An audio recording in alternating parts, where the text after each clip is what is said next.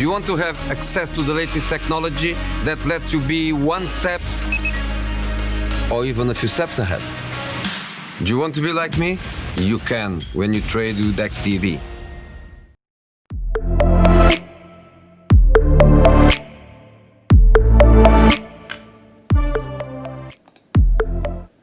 Hola a todos, bienvenidos a un nuevo análisis de renta variable en XTB. Recordad, como siempre, suscribiros al canal de YouTube de XTB España y darle a la campana para recibir todas las notificaciones. En este caso seguimos poniendo el foco en el mercado español, en el sector bancario y en la segunda fusión reciente que tenemos sobre la mesa. Es Unicaja y Liberbank. En este caso prestamos atención sobre Unicaja porque se encuentra en un nivel de soporte técnico clave, donde a partir de ahí en principio deberíamos o podríamos ver una recuperación en el precio, aunque tenemos un segundo soporte de menor pendiente y con mucha mayor longitud que lógicamente nos daría un precio de soporte inferior. Hay que tener en cuenta que ahora mismo, después del primer intento fallido de fusión entre las dos entidades, ahora desde la distancia las dos están haciendo todas las valoraciones contables y fundamentales necesarias para saber cómo sería, por ejemplo, la ecuación de canje, de qué proporción de la nueva entidad resultante sería Unicaja y qué proporción de la nueva entidad sería Liberbank. En este caso, uno de los aspectos fundamentales es que esta fusión cuenta con un fondo de comercio negativo, es decir, que la valoración de la empresa menos lo que las entidades pagan por ella da un saldo negativo de aproximadamente 2.000 millones. ¿Eso qué quiere decir? Que las dos entidades juntas, la parte proporcional de cada una en principio, debería valer 2.000 millones menos de lo que actualmente es su valor real, es decir, de su valor en libros, y eso lógicamente pues genera muchas preocupaciones porque, entre otras cosas de las que tienen que gestionar y teniendo en cuenta el contexto de alta morosidad y lo que pudiera preverse de incremento de la morosidad para el año 2021 después de todo el impacto del coronavirus que hemos ido arrastrando durante el 2020 y lo que nos queda en este último trimestre, pues lógicamente son ratios muy importantes porque actualmente pues es un factor de riesgo muy elevado en un contexto, aunque resulta más interesante lógicamente poder fusionarse ahora por el contexto de precios bajos. También con precios bajos, como suele pasar en la bolsa, asumimos también unos elevados riesgos inherentes a ese tipo de inversiones. Pues en una fusión bancaria, por ejemplo, es igual. Si estamos en un contexto de caída de la economía, de pérdida de poder adquisitivo de los clientes, en este caso de los bancos, e incremento de ratios como el de impago de créditos, lógicamente la morosidad, que es un factor clave de riesgo en la banca, pues lógicamente son factores que deberán en este caso las dos entidades prestar atención.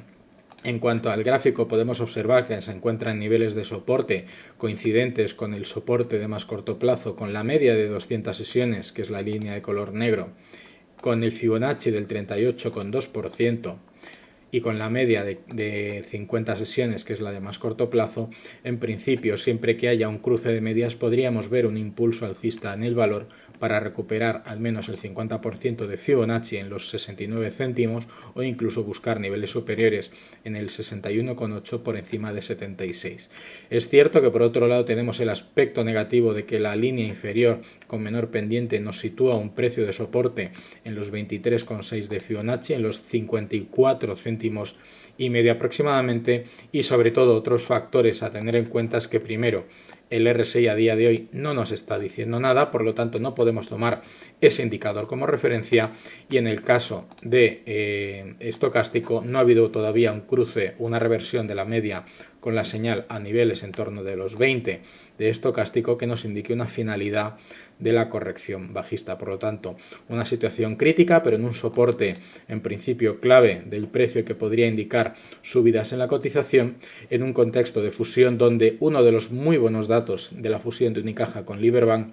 es que actualmente a nivel geográfico en cuanto a distribución de oficinas están prácticamente complementadas. No hay duplicidad de oficinas en localizaciones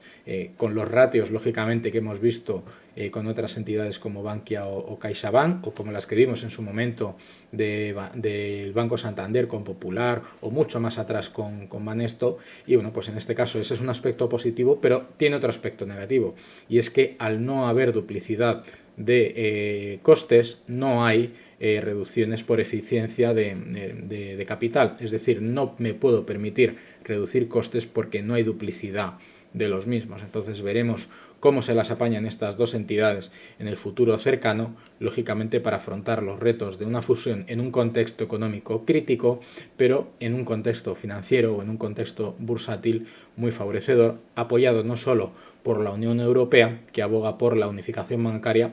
sino por la aprobación del propio gobierno español, del Estado, de ese tipo de actividades. Ya lo hemos visto con CaixaBank y con Bankia, que siguen con sus desarrollos, y muy probablemente veamos lo mismo con Unicaja y Liberbank.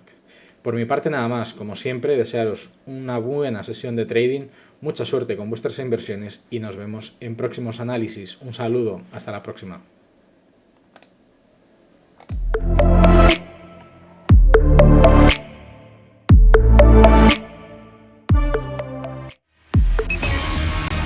Do you want to have access to the latest technology that lets you be one step or even a few steps ahead? Do you want to be like me? You can when you trade with XTB.